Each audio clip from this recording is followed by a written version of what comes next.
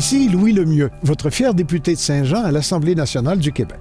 La chaîne télé que vous regardez en ce moment sur le web, sur Facebook ou sur YouTube, c'est Studio Saint-Jean, la chaîne télé de votre député au service de la communauté, qui souligne justement ces temps-ci son 6e anniversaire. Voici donc la suite de notre programmation spéciale de Studio Saint-Jean, 6e anniversaire. On a eu une idée encore, une autre idée folle, qui était de présenter une série de concerts pour présenter l'éventail et toute la fresque des personnages historiques sur lesquels j'ai écrit des chansons et des contes depuis quelques années. Alors là, cette année, on fait 6 concerts ici, au Cabaret du Vieux-Saint-Jean, pour présenter ces 70 personnages qui ont fondé l'histoire de la Franco-Amérique. 6 concerts différents, là. 6 concerts différents. Je prends par exemple l'amiral du lac Champlain, Joseph Payan, qui était le premier à naviguer commercialement sur les réseaux du lac Champlain en pleine guerre de 7 ans, 1759. Lui a vu les Anglais débarquer pour prendre fort après fort l'île aux Noix, Fort Saint-Jean, Fort Chambly. Il a été capturé. Donc on connaît pas vraiment cet homme-là. Pourtant, sa vie s'est déroulée dans des moments assez cruciaux de l'histoire. Alors, mon objectif était de présenter des personnages, oui, comme Champlain, comme Radisson, qui sont des monuments mondiaux, mais aussi d'aller dans la plus petite histoire, aller chercher des personnages surprenants. Comme ça met de l'humanité, ça met de l'accessibilité, ça rappelle aussi que l'histoire s'écrit au quotidien. Voilà. Donc, l'histoire, c'est aujourd'hui, c'est demain, alors, de se pencher sur le destin de ces gens-là, je crois que ça rapproche les gens, justement, t'as dit le mot humain, ça rend l'histoire plus sensible. C'est des gens qui avaient des soucis, qui avaient des peines d'amour, qui étaient heureux, qui ont été trahis, qui ont, il y a toutes sortes de choses. Ils ont été courageux, ils ont été malades. Alors ce que je trouve vraiment le fun, c'est que c'est un projet qui est grand public. Oui, tout le monde vient à ce spectacle-là, mais il y a aussi des écoles qui vont venir pendant le jour assister à des représentations. Il y a aussi les nouveaux arrivants je fais des spectacles parfois là, à Ville-Saint-Laurent ou à Ville d'Anjou. Écoute, les gens, ils sont là depuis 2 semaines, 6 mois, 3 ans. Et là, ils sont dans la salle, je rencontre ces jeunes-là qui ont 16 ans, des fois moins, des fois c'est des adultes. Et puis, ils ont jamais entendu parler de l'histoire du Québec, encore moins de celle des francophones métis ou des Acadiens.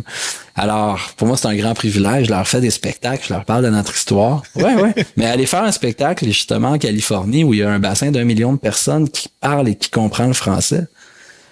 On fait ça dans une salle, 300-400 personnes. Ça se remplit, c'est étonnant. J'ai été à Détroit. Il y avait 300 personnes dans la salle. Au musée d'histoire de Détroit, je m'attendais pas à ça, là, en français. Donc, au Chili, imagine. Ouais. Dans le sud du Chili, dans des petits villages où je suis allé, j'ai fait 7-8 petits villages à l'automne dernier, là. Je pourrais pas me limiter à parler que des patriotes. Il y a tellement de choses intéressantes. C'est une partie de mon travail. C'est une époque qui est importante aussi. Si les gens lisaient la déclaration d'indépendance à l'époque, ils seraient surpris de lire les articles, à quel point ils sont modernes, et même certains qu'on n'a même pas encore acquis aujourd'hui.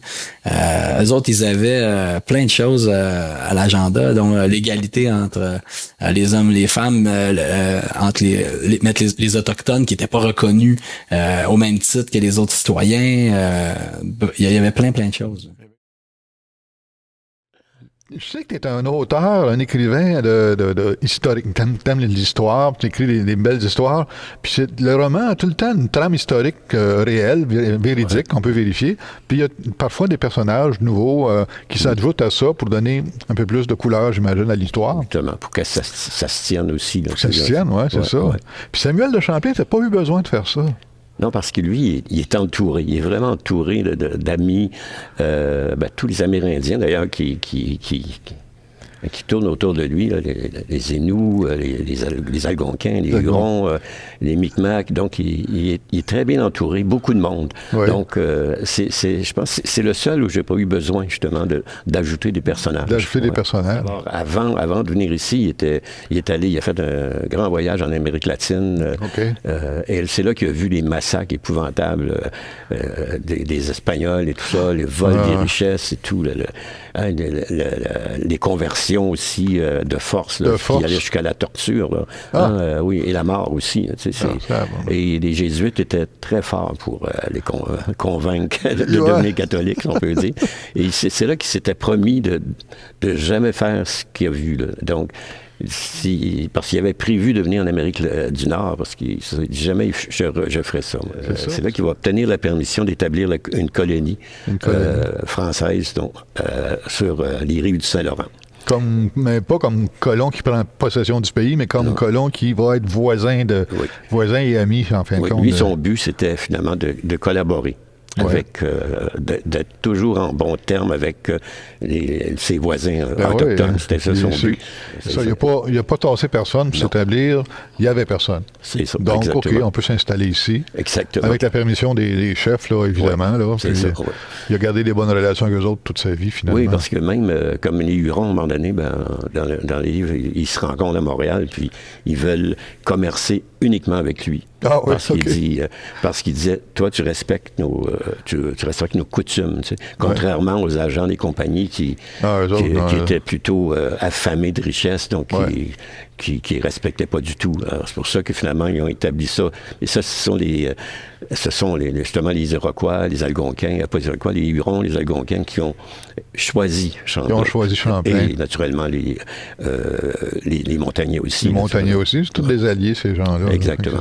Il fallait toujours qu'ils négocient avec ça. Oui. Et en plus, il y avait des marchands. Les marchands huguenots, c'était à eux que les compagnies leur appartenaient. Et ils ne voulaient pas prendre de catholiques parce qu'il y avait une guerre, de religion en France. Vrai, il y avait une guerre de religion. C'est ça, surtout avant. Et donc, ils ne voulaient pas prendre de catholiques sur leur bateau. Ils disaient que ça leur portait malheur. Oui, bien sûr, c'est sûr. Donc, c'est ça. C'est pour ça que quand Champlain est mort en 1635, il y avait juste 200 personnes, c'est-à-dire des 200 colons français établis, ici, quelques bébés et tout ça. Mais c'est ça, c'était très, très lent. Après, ça s'est accéléré avec d'autres colons, les filles du roi, les soldats qui sont restés, ça a accéléré. Oui, ça l'a aidé. C'est ça.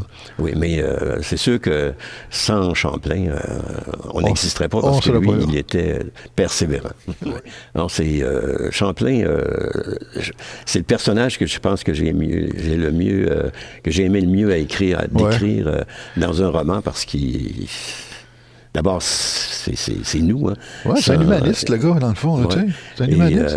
Il a développé à partir de zéro. De zéro, et c'est par sa volonté. Hein, parce que c'est notre histoire, c'est notre histoire. Puis c'est sûr que j'essaie tout le temps d'écrire ça comme un roman d'aventure, mais en fait, notre histoire est une aventure. Hein. Nous, on ne devrait même pas exister si on regarde notre histoire. Là, c'est presque un miracle si on existe. Soit là, hein? Exactement, parce que si on regarde juste l'attaque des frères Kirk, c'était fini. Hein? C'était fini. Les Français n'auraient plus. À la conquête, on était 60 000. Ça aurait été facile. C'est facile. L'Amérique était vide. L'Amérique aurait pu nous disperser facilement. Ils l'ont fait avec les Acadiens qui étaient, une vingtaine de mille à l'époque. Oui, c'est effrayant. Donc, et d'ailleurs, ils y ont pensé, là, c'est évident. Oui, il doit y avoir pensé. Puis pendant le régime britannique, c'est sûr qu'on a joué un beau tour aux Britanniques dans un sens, c'est qu'on leur a laissé beaucoup les villes. Et nos ancêtres sont partis d'un campagne, ils ont pris possession du territoire et on a peuplé. Et ils sont aperçus au temps des Patriotes qu'on était déjà 450 000. Surtout 75 ans plus tard, oui, c'est ça. T'sais. Et la vallée du Richelieu était peuplée, beaucoup. Tout le tour de Montréal, le nord aussi. Donc finalement, là, c'était comme... Ils ne pouvaient plus. Donc, ils ne pouvaient plus nous déporter. Nous éliminer, c'est ça, mais... C'est pour ça que des livres comme ça, c'est important. Ça nous rappelle d'où on vient, puis ça nous aide à voir peut-être où ce qu'on s'en va. Oui, exactement, oui. C'est sûr que avoir le respect pour les autres peuples comme lui avait, si on suivait cet exemple-là, ça irait bien, là, ça irait mieux. Il faut faire des compromis. Hein? Il négociait tout le temps, Champlain, mais les compromis, il les faisait, puis ça allait bien. Ouais. La preuve, c'est qu'on est là. On est là. Oui, c'est ça. Ouais. On est là. Hey,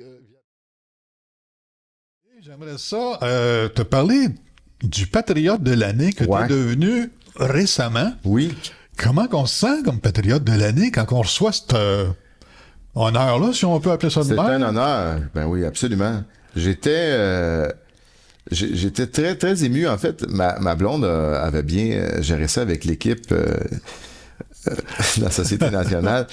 Puis on m'a dit, est-ce que tu accepterais d'être le patriote de l'année? Puis je pense que je suis venu pas mal les larmes aux yeux. Il y a quelque chose... Il y a beaucoup de cette idée de garder, de porter, pas de garder, mais de porter mon petit bout de chemin d'histoire du Québec. Il y a, ça fait depuis toujours dans les écrits que je fais, chansons ou poésie, quand je prends parole, il y a souvent cette idée de il s'est passé des choses ici, j'aimerais ça qu'on s'en souvienne, qu'on se pose des questions. J'aimerais ça porter un peu des chansons de ma grand-mère. J'aimerais qu'on garde vivante la langue de mon père, comme disait l'autre. Tu sais, l'amour des mots de mon père, l'amour des gens de mon frère, tu sais, qui s'occupe aussi à sa façon en politique, des opprimés, tu sais, il a toujours été proche de ça, essayer de garder le filet social, ici, tout ça. Bon. J'ai grandi dans un monde comme ça où on pouvait espérer préserver quelque chose de beau, tout en étant conscient de ce qu'il y avait de laid aussi dans notre histoire. Mais il y a des belles choses.